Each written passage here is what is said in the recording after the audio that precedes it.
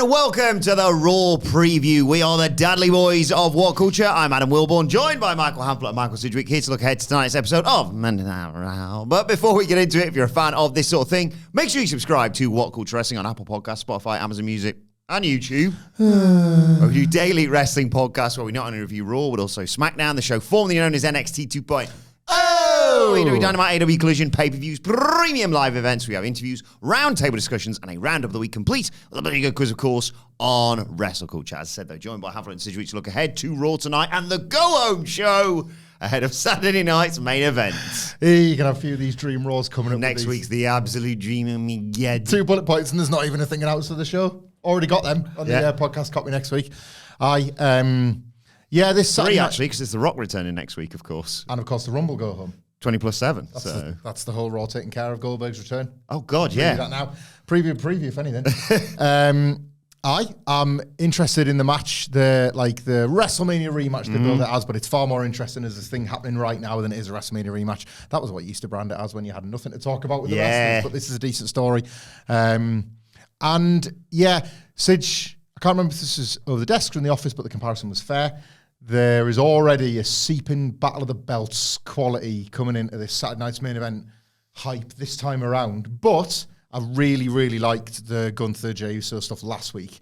So they've only got another week to sell you on, not sell you on a title change, no, sell you on a match. And I quite like their chemistry. So I'm quite looking forward to seeing what they do together as well. What are your thoughts on Saturday night's main event? Yeah, it's Battle of the Belts. So you took the words right out of my mouth. You took my dick right out of my mouth. I can Look, speak for you've still myself. got FOMO. I can speak for myself. Thank you. The nostalgia was lovely. It was one of my most anticipated shows of last year. Cody and KO was really immaculately built. Past tense was. Yeah, it's just, they don't have the roster for the content. No one adds the bloody roster for too much content. It's too much. Bored. Got Jacob Fatu and Braun Strowman on that show now. Can't wait for that. It's Earl saved. I forgot about that. I did. Can I talk about, I want to talk about Raw, really. I'm a bit cold and tired. Right. So I haven't really... I haven't got started. I'm not going to get started. And it's Blue Monday. I'm just, when you chill. Not yet. SmackDown review later. You chill to the bone and you're like, can I get going? So I'm going to talk about 2 things I am interested in, unlike Raw. One of them, Jacob Fatu. Save this. Come and join us. We're recording next. No. I'll do it here. You're always He's welcome. not had time to catch up on SmackDown yet. Blue carpet's rolled out every week. Jacob Fatu. I've watched SmackDown. Actually. Oh, nice. I described him on X, Twitter. He's a time traveler. I'm in love with him. They're not meant to make, when they don't make him like that anymore. It's true. Like, Jacob Fatu feels like a time traveler. He's Betamax. They do not make them like him anymore. Yes. Betamax, it was kind of university grade suck, though, so it doesn't really work, does it? Yeah. He is awesome. He is so goddamn great. And I instantly hate the I Love You solo bit. Instantly. It was always... Excuse me, the best bit? No. No. It's now the worst part of that act. Like, you knew we could promo, but watching him do it on WWE TV was another thing entirely. Like, because the booking, this is me saying it as well, because the booking of the new bloodline was so strong and the way it was all arranged, people extended some latitude towards it of, Jacob Fatu's the best one, solo kind of stinks. But, we'll take him seriously as a challenger for Cody/Roman because they've done such a good job of building the Roman babyface turn, and like the Heyman angle at MSG was so strong. Right, those days are dead. We can now finally admit, right, Solo hasn't got it. He's never going to have it, and he never did have it. Jacob Fatu should be the guy to dethrone Cody Rhodes. Just that he's so mean, so believable. He's been places. We know where he's been. You can just take him so seriously. The guy's so explosive and powerful. He's got everything that you would want in a pro wrestler. Need I say more? But it's especially refreshing in this modern context. I feel like he should be the one to take the title off Cody in the late spring, early summer. Whoever he wrestles at WrestleMania, Cody Rhodes, it's not really happening for me as a title change. John Cena, no. He still sucks. He always did. I don't care if it's cool to hate him 10 years ago. It's still cool now. Jacob Fatu's the one. The guy is awesome.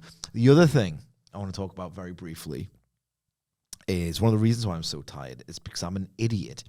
And I wake up at 4:30. My body's just so dumb. And I go, I'll just go on Twitter once. It's got 5 minutes of Twitter, and then I'll try and get back over.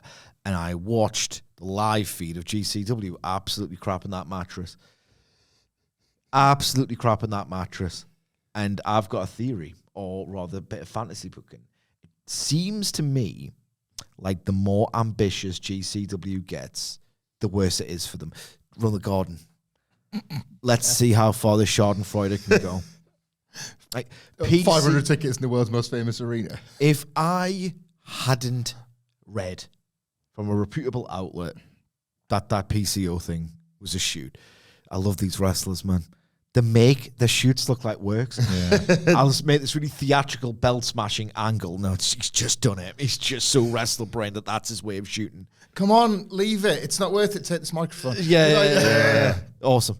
Absolutely awesome. It was good stuff. I just love the idea of someone backstage because I assume Genesis is going on at the same time. Thereabouts, yeah. Just getting that phone call. He's done what? I know, yeah. Who's that guy who they had come out to face Cardona for the bid? For the bait and switch. Like, no one knew who you were. No, that was just...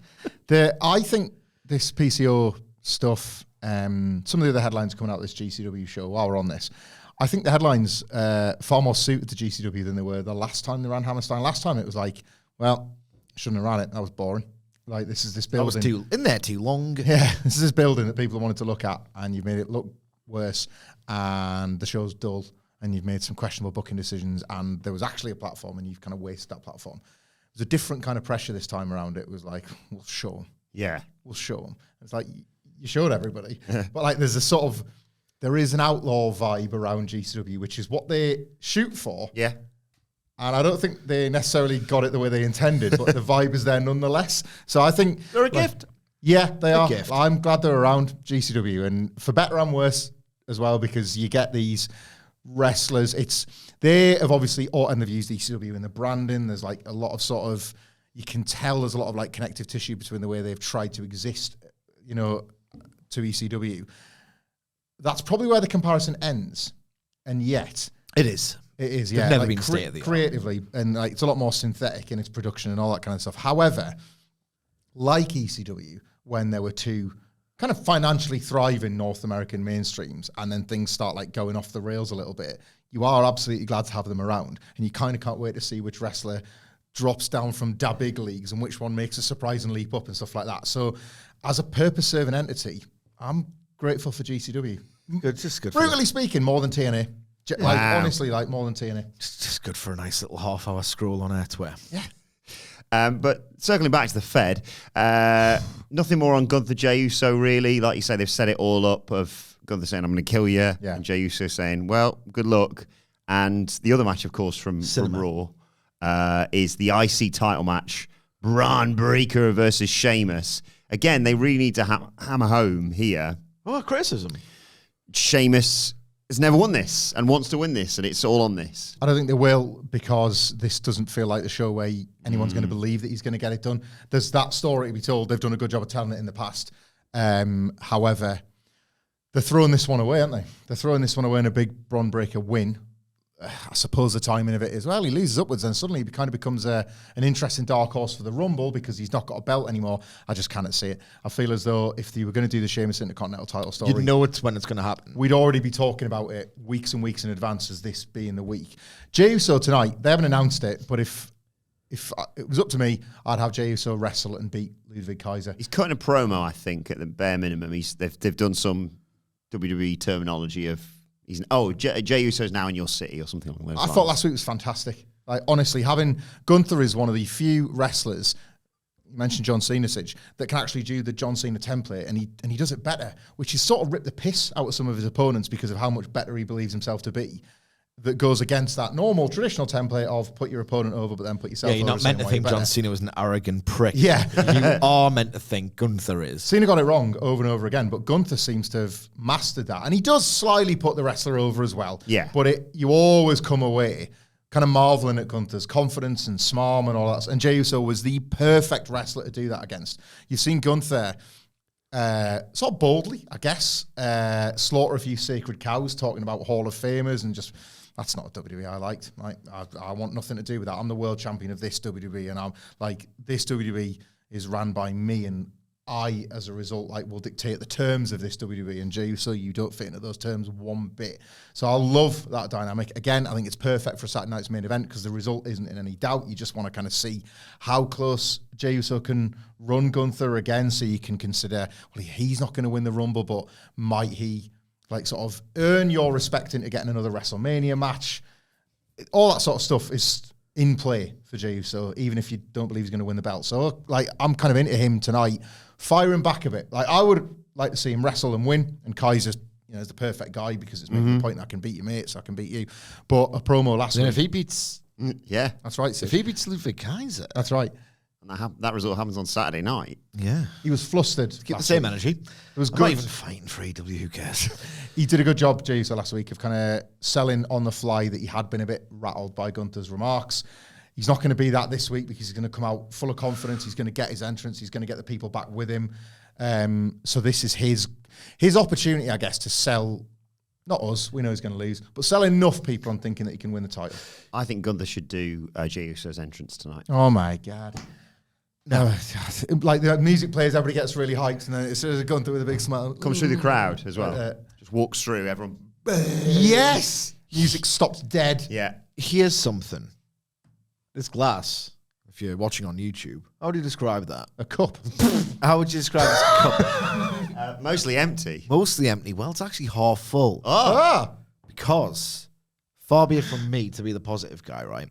I haven't caught up on all of SmackDown, I will be honest. I usually do it on like a Wednesday night, you know. Treat yourself. Save it. Yeah. That's what I usually do on Netflix. Michael Lish sketch. That's my SmackDown. There we go. We got jabs. Yeah. I've been reliably informed that Jimmy Uso had himself a decent match. Yeah. If you like Big Jim's on a streak, I would say 3 good weeks in a row. Right, okay. Unironically, 3 good weeks of Big Jim. Hello, don't miss. So 2 takes on Great this. week from Mello. 2 takes on this. One, kind of makes me sick. That Jimmy Uso's had a good match and people were talking about what a good job he's done, right? Do you know how pushed he is? Do you know how many titles he's won? Do you know how good he's meant to be? Do you know who wrestles good matches every week? Most everybody else in the world, because that's where the standard's at right now. I mean, I'm numbed and bored by it, but we are where we are. Is Daniel Garcia going to get this much credit for it? No. Nah, Big Jim's got a bit of aura at the moment. Yeah. That's the difference. It's just, the difference is there's a fucking AEW tax, and I don't even like it that much. You know what I mean, though? It's just like, oh, Jimmy Uso, yeah, he had a great match.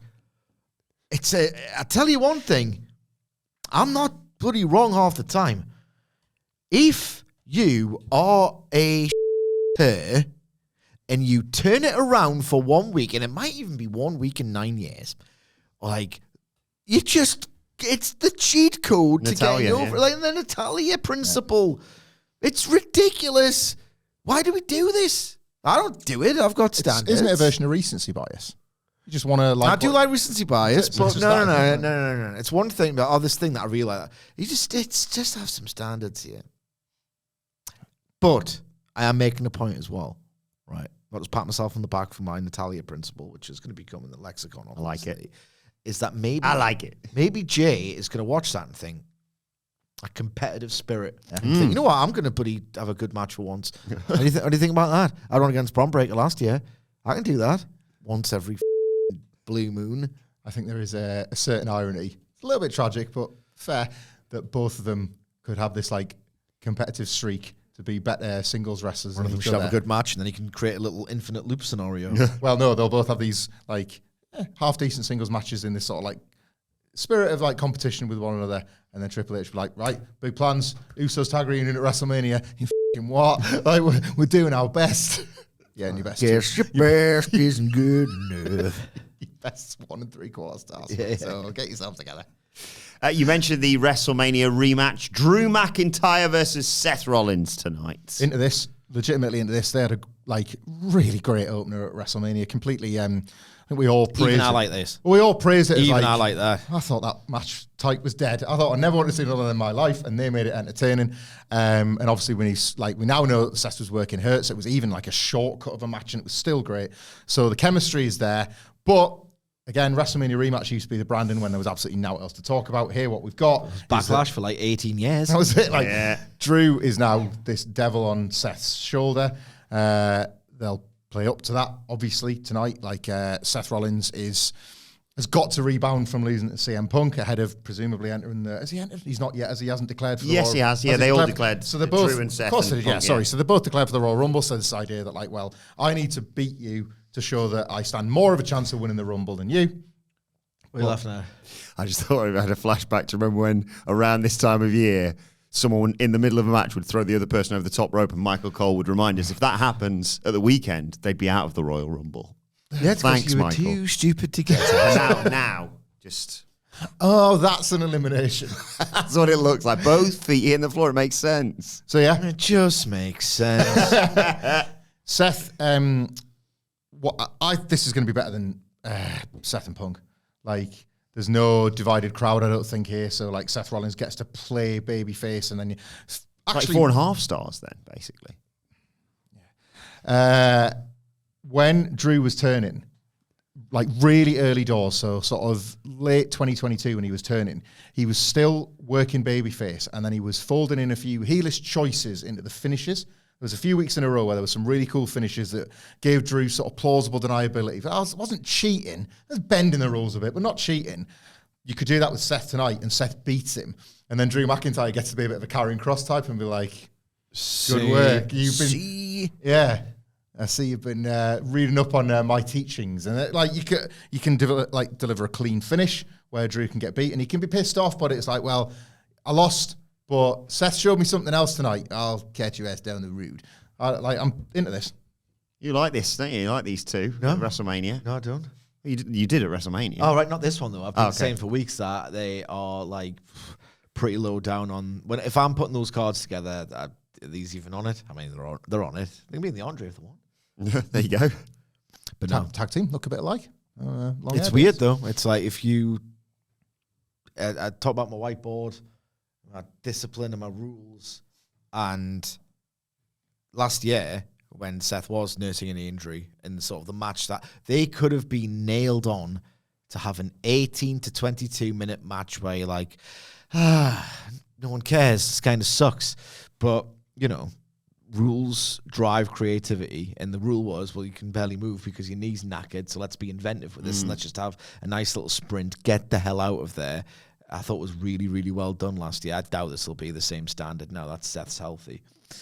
There's no urgency. There's no need for it to be anything other than WWE's sort of like just their brains are wired to be bland. On the WrestleMania conversation, good. As a fan, this is good. Both of these two will know. They'll be aware of the whispers of we've not necessarily done enough to be in. Everybody's having the conversations about the main events, and that's where these two feel they belong, and they're not in any of them.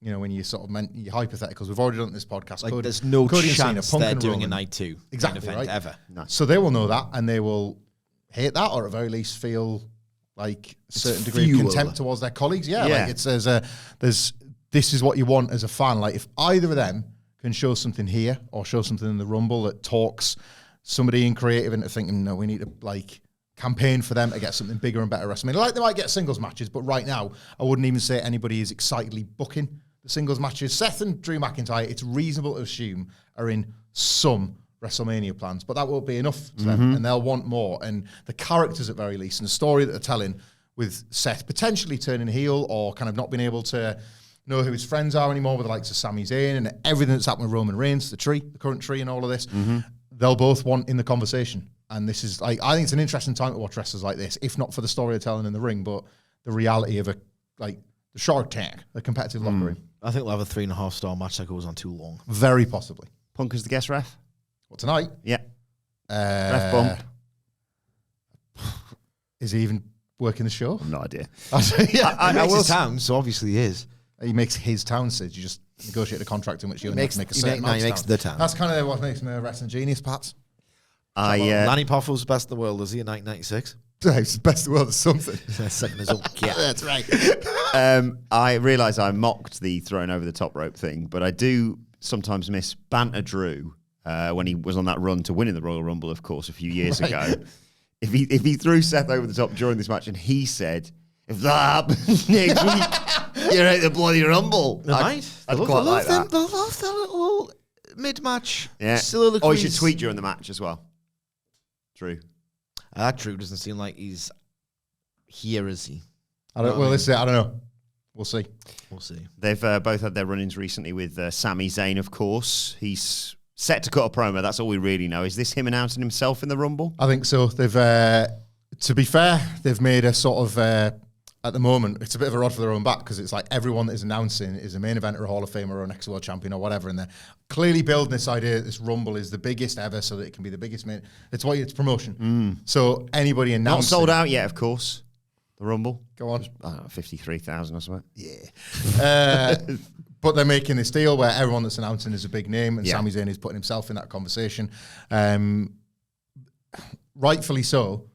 Everyone is starting to get really excited about the Kevin Owens thing. So it's kind of like whatever you do with Sami Zayn, it feels like time filling, doesn't it? Like the Owens line about our main event at WrestleMania with my then best friend. Every single week there's a bit and you're like, yes! Like they're getting to this. Yeah. One of the top branches on the tree is old Sami Zayn. Yeah. And a lot of stuff still travels through him, as indeed it should. His deserved place in all of that. So yeah, him entering for the Royal Rumble immediately, then gets somebody else over if they say, like, big deal, Sammy, I'm going to knock your head off, I'm going to enter the Rumble and win, and then that kind of puts somebody else over. Yeah, I suppose you could say in the promo, like, everyone in this match is a former world champion except me. Great. I didn't even think about that, but that's great. Like, that's, considering how loads of wrestlers lately have been coming up, like Seth's promo last week, what are you actually here for? And then the Miz and Karrion Kross, and it's like, you know. What if the Karrion Kross negs Miz into declaring himself in the Rumble as well? I like that. Everything Karrion Kross touches turns to gold for me. Well, you letting that happen for, Mike? He's not even won a belt. You won it twice. You tell me that all the time in our chats. How would he say that to him if he was like, Dad! Love Karrion Kross so goddamn much. The New Day are back in action tonight. We don't know who their opponents are, but it's been a long time coming this, and I think we basically called who they should face the moment they turned, right? What, the Usos at WrestleMania? Oh, you mean just like long term, yes, but I mean obviously they're the loss that was the catalyst. There's a bit of pressure here. I don't think I've seen some excuses, time of year, the Netflix thing, all that. I initially really liked what was happening with the New Day. Is that there is such a like an uneasy vibe around what they did to Big E, that you do the locker room skits, you do the sort of every week they turn up to work and they're just pariahs unlike anybody else. The things that you can do in WWE land. His own mother turned on him. Yeah, like but that is crossing the Rubicon. You know, there's Dirty Dom Mysterio's allowed to walk the corridors, but you two aren't. It's like a new sort of line that you simply don't cross, and you two crossed it. And then it's sort of reverted to like trivial WWE brand comedy, like the people that nobody's talking to at the Netflix party, you know, in the little box and stuff with the other losers because Macaulay Culkin's got the best seats. Like, that's reducing them. Yeah. And ever since then, it's been like, go and get the cheap heat off the crowd. I want this to be good, but there's actually a little bit of pressure on it now. I think they've given themselves more pressure than they needed to roll these characters out as wrestlers, because it has felt a little bit trivial the last few weeks. Yeah, I can't disagree with that. I've been saying it for quite some time. If they were in fact as over as heels as people want them to be, you wouldn't have been able to get them off television. Yeah. Like, at least if you've got a bloody brain in your head. If they are generating this much heat, get them out there in the ring to talk. It's not happened. It's not happening. It already feels like, I don't know, I'm just tremendously disappointed by this. Is it one of those where, no, it is the crowd who are wrong? They've given, like, they really did a lot with the story. They were profiled every week. It might have dragged, but come on, these people are used to Triple H. These fans are used to patient, yeah. Triple H dragging things out and taking his sweet ass time to do anything. So I don't think it's that. I don't know. I just feel like their work's been stellar. The actual reveal of how the celebration would go was inspired. We were just trying to talk all over each other in a bid to put it over because we wanted people to know how much we liked it, and it's just totally fizzled away. I'm frittered away. Still very excited to see what they look. Well, when was the last time? Sorry to spring this on you. You probably don't know this off the top of your heads. When was the last time they worked as heels, as in a match? 2015, right before they turned. Yeah. So like obviously. It would have been 2016. They actually were working the League of Nations at WrestleMania, and that was the babyface turn because it was like, well, the Bootios one. Yeah, people like these. They were both heel stables at the start of the year, but it was. You must have loved that a entrance. Decade for all intents and purposes.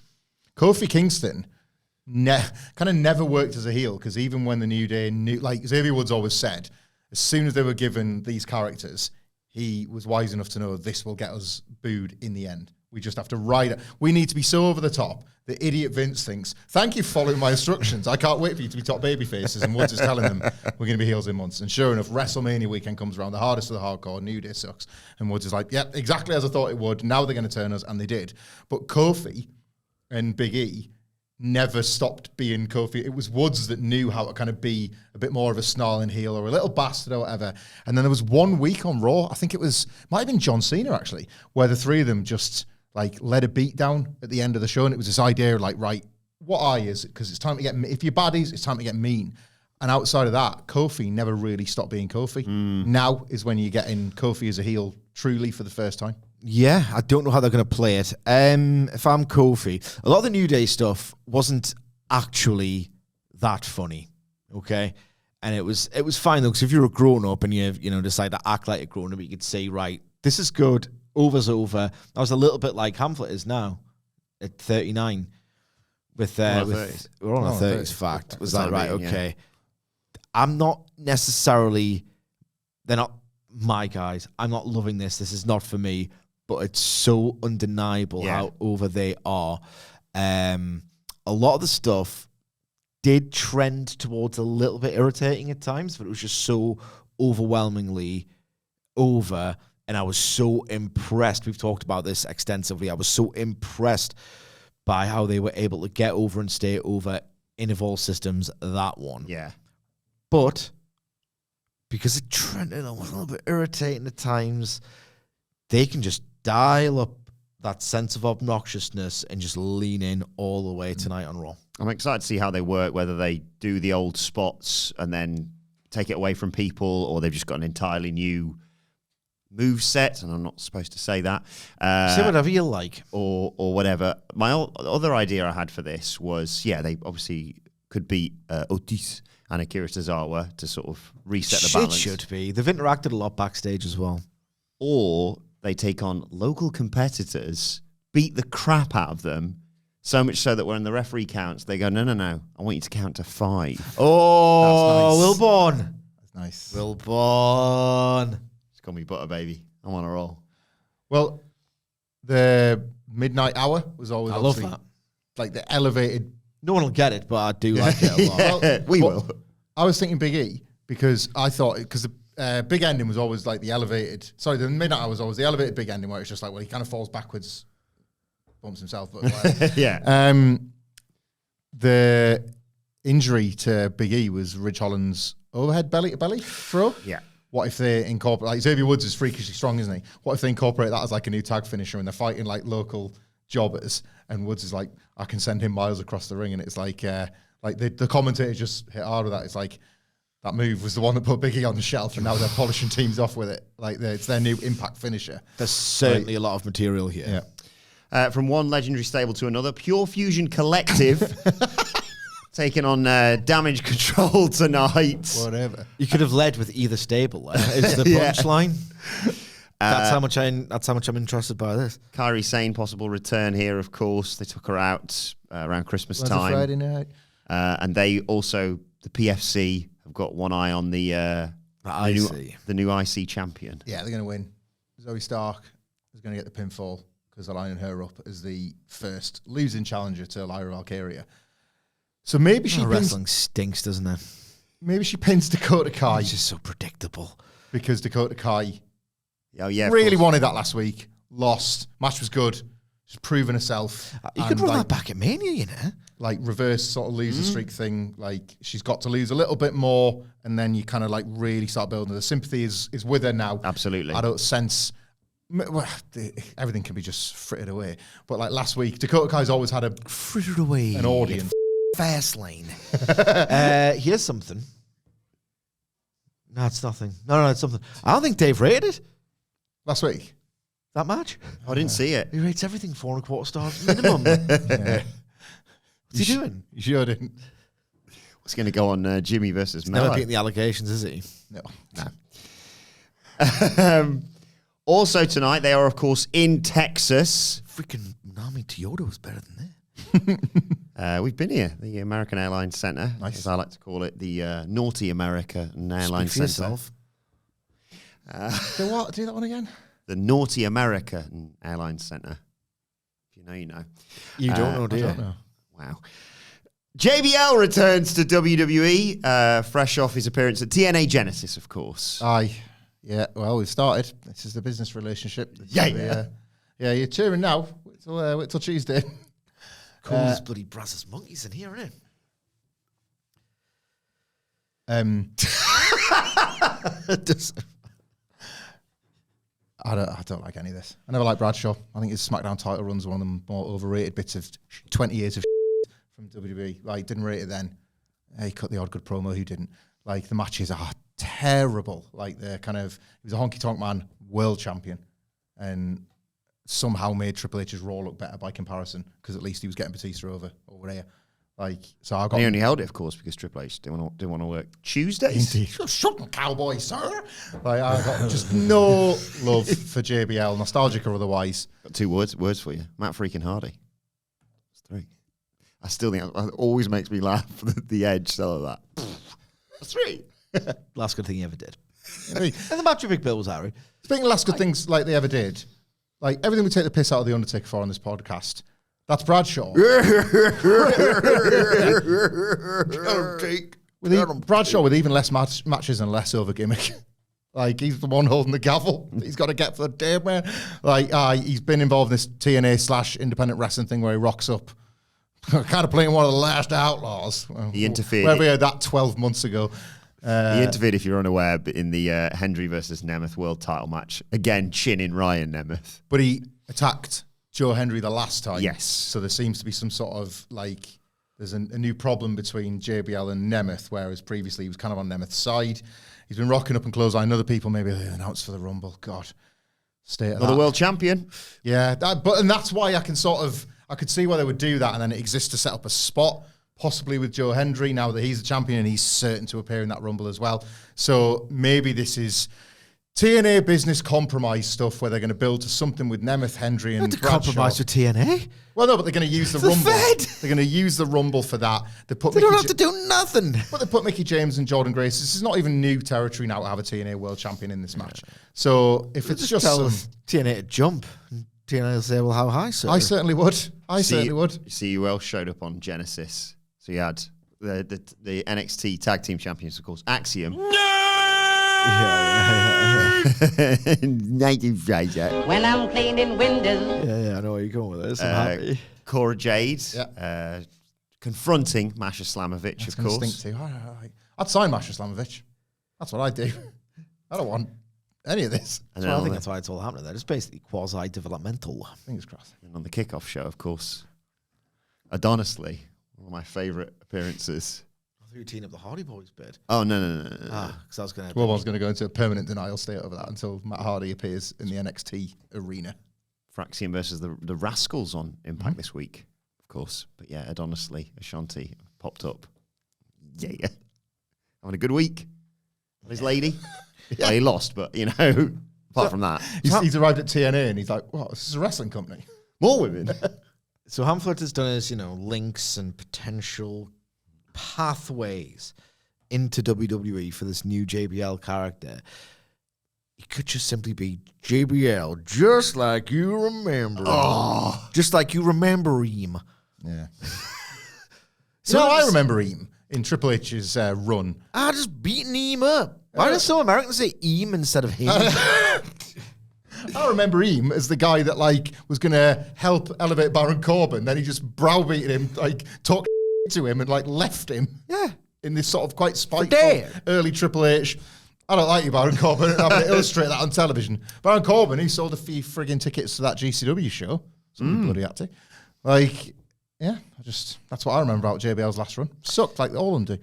Yeah, JBL's doing his outlaw gimmick with his black hat and he's meant to be like sort of trying to cultivate some mystery. Yeah. He could just be the old daft racist. Yeah. Because that's his gimmick. That was his gimmick. He could just be JBL is back. WWE legends. It's weird. I think he's just local. Yeah. Hope so. Hope it's just that. Local. They're in Atlanta next week, aren't they? And that's where the Goldberg stuff is rumored to be going on. So you bring people back where they're local. He obviously had a limo back in the day. What would a last outlaw drive or be driven in on? A horse? Got a really long horse. Slim stretch horse. Well, a chauffeur jockey. We've nailed it. Finally, obviously, last week we saw the debut of Penta. Got a little game to go with this. But before we get to that, what's next for him? First of all, Chad Gable should be wearing a sling on this show. Yes. Definitely. Nurofen this week. I'll be amazed if they haven't wrestled twice in 2 weeks. It's all video packages. And God, if you missed last week, you need to go on your Netflix and watch last week's episode, see Penta, and he'll be back again next week. I wouldn't mind seeing him. I know this is like reverse of how you would normally do it, but with Chad Gable selling the injuries this week, I wouldn't mind him going against one of the Creeds next week. Ooh. And then I don't know if you announce him in the Rumble or not, because he's maybe the biggest his name will ever be while he's so fresh. So that's how he belongs amongst these. I think surprise. But yeah, maybe you just have him set to face Julius Creed next week on Raw to get revenge for Chad Gable. The match is going to be cool, and then he enters the Rumble. I have an idea for this. I've been thinking about it, but yes. Sorry, very quickly, because I'll forget about it. You know what my memory's like. I suspect if I know Paul Levesque, and sadly I kind of do, I reckon not much of a follow-up, but you'll get 48 minutes in the Rumble, so Michael Cole can talk about what a big, enduring boy he is. How many eliminations? 1. I saw some people like talking about, hey, the Miz is all-time Rumble great. Pick that. He's had over 2 hours in there. Somebody was like, he's eliminated 2 people. So he's had all these runs, like these Iron Man runs where nothing's happened for the duration of the time in the match. I remember his lackeys moment more than I remember any Rumble moment of his. Yeah. Oh, bloody hell, I've fallen out. John, I've fallen out. I'm out. Happened to Austin, didn't it? Aye. The ropes have got all of them. I don't know why am I whacking out the Rumble. Do you want to hear my idea for Penta? I don't think they're going to do this. But I've got 2 things. One's a game. God dang, son, too much oil on these freaking ropes. These the cables in the WCW. My idea for this week, if you don't, I'd like to circle back and do Creeds, obviously, because we love the Creeds. What if this week... So hang on, so just so we're all on the same page here. Wrestler against every stablemate good now? Yes. Okay. Just want to make sure. Ahead of Wednesday. No, I'm already hating this AEW tax bit. Already. I think you know why. It's true. Yeah. Almost as bad as this match there. See, quality that tax. What if this week... Yeah, it's just... No, I hate it. That's you hate the bit. I hate the bit. It's true, though. It's probably because I hate the truth a little bit. Too close to home and it's too near the bone. I might die with a smile on my face after all. Everything's case by case. It's you know that as well as I do. And just all the cases in WWE. I don't know. Can't pick them up because it's so. I've hated that bit. If you want to talk about hating bits. I don't hate any bits because we don't do bits. Yeah, well, if we did do bits, I would hate that bit, I think. Do you want to hear my idea? One day it'll be hot against it. You'll get it. And then we'll balance will be restored. If we did do bits, I would kind of hate that bit. I'm nicer about your hot show than you are about mine. That's where we're at. I feel like you really want to tell your idea more than they want to hear. I know, no one's going to care. Before we get to that, I'll give you a game afterwards, I promise. But what if this week... Come on. Bribing us to come on, I'll give you a game. This is my bit. You don't have to do that. It's not, but it's not. It's your pitches in this podcast have been unbelievable. Well, my pitch for Penta is, Judgment Day have not had a great time of it recently, have they? No. Obviously, Finn losing some the really street poor fight. matches. Well, Talk about the characters. You need to. That was good last week. You need another in-ring. I'm not my brother's keeper.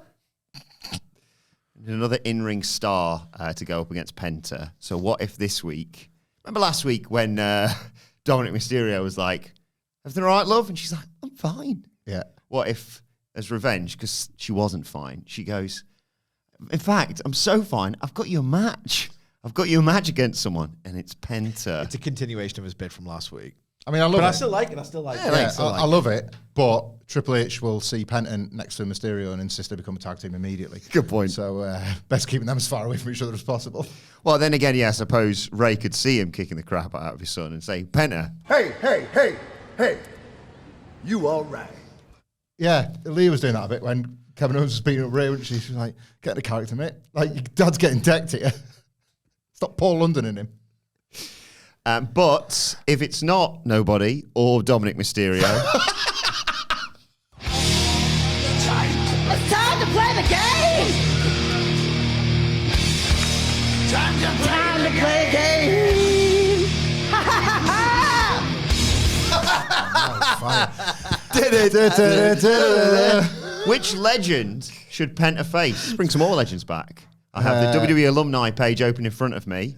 Sometimes doesn't end well. Well, yeah, exactly. Dead or in jail. There's some bad eggs on this list. Who wants to go first? I'll go first. Fine. Okay. Sidge, I'm scrolling through the WWE alumni page to find Penta's opponent for tonight. When you're ready, tell me when to stop. Not ready yet. Stop. Pick a number between 1 and 8. But I told you when these first started playing the alumni game, what would happen to you? 7. Right, that's not going to work because it's Jason Jordan. So that doesn't count. I'm scrolling again. Okay. Is it going to be Sidge dead, injured, or in jail, or cancelled if we mention their name? Cancelled, deceased, or had a horrific time of it, and had to retire prematurely. Stop. Pick a number between 1 and 8. 2. No. Pick a different number. Pick a different number. Could you point to who it was? No. 4. Oh, if we were on that one, it's Rick Martel. Yes. Right? Come out full gimmick as a model. No one will know who he is. Oh, well. Oh, well. Have a nice time. Oh, great time. Take it, you sticking on that one? He seems like he's going to be in good nick still as well, the model. Yeah. He's probably 70 years old or something. Probably. You know what? Twist. How old's Rick Martel? Now we got a game.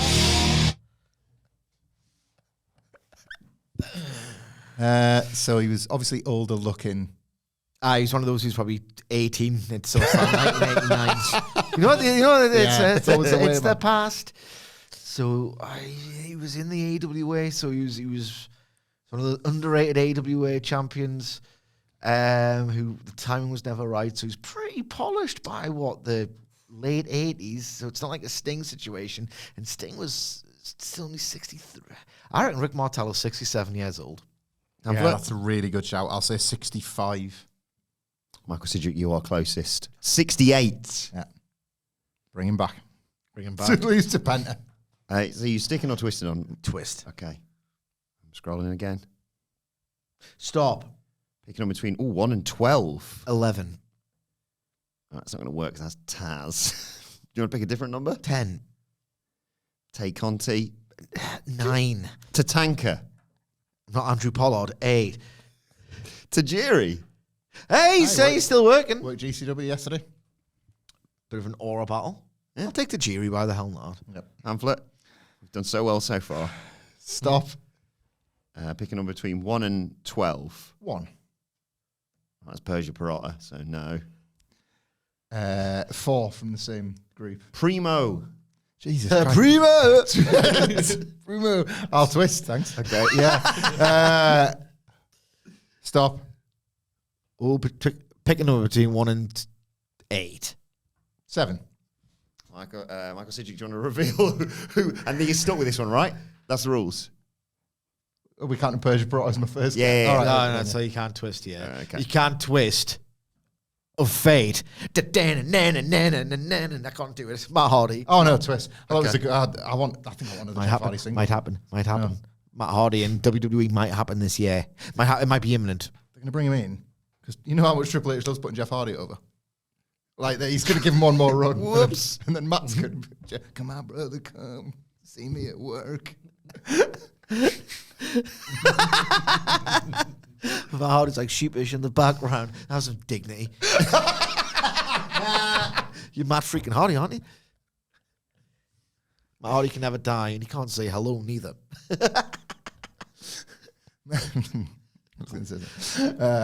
Okay, I'm going back up. Stop. 1 to 8. 8. Oh, do I have one more try at that? 2. If you had said 6, it was Bob Holly. If you said 4, it was Haku. But you said 2, and it's... Well, you said 8 first, and that is Heath Slater. Great game. But if you're Heath Slater, Yeah, that's not, talk a bit of trash, Not bad. be obnoxious, and then get your arm broken. Penta breaks his arm. He's trying to do air guitar, and Penta breaks his arm, so he can't air guitar. There you go. What So if he he? feeds his many What if he kids. just does it to JBL? Like, what if- Yes. what if Penta just kills JBL. He goes for clothesline from El Penta, catches it, I ain't breaks his arm. selling for no Mexican. That's what JBL would say as a shoot. Is his character. Of course. Zero Miedo, I ain't drinking none of that non-alcoholic shit. Well, let us know your thoughts ahead of Monday Night Raw Stick the point of my boot up his ass.